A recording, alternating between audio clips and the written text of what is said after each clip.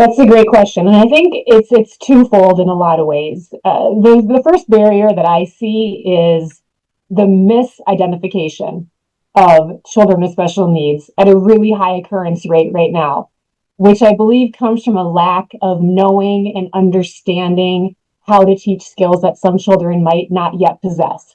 And so, in terms of just in this early education space, I do see one of the barriers is that there are a lot of children who, because maybe they don't learn in a traditional air quotes way, or they haven't learned to do this certain behavior or this certain skill yet, they're being channeled into a special education um, lane, for lack of a better word, when maybe it's not appropriate. And I think that pulls from the resources that can go to children who truly do require those services. And so my first action item is always, how do we build up the skill sets of teachers to really differentiate instruction, to understand what are common learning barriers, what is developmentally appropriate, and at the end of the day, how do I teach these skills to children, to all children, right?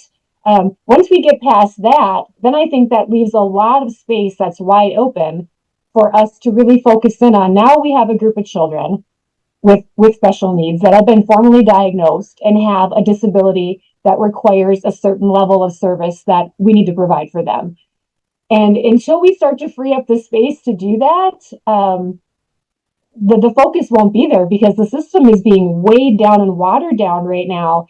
And I believe a lot of it is just a lack of teacher training, prep, and knowledge and support.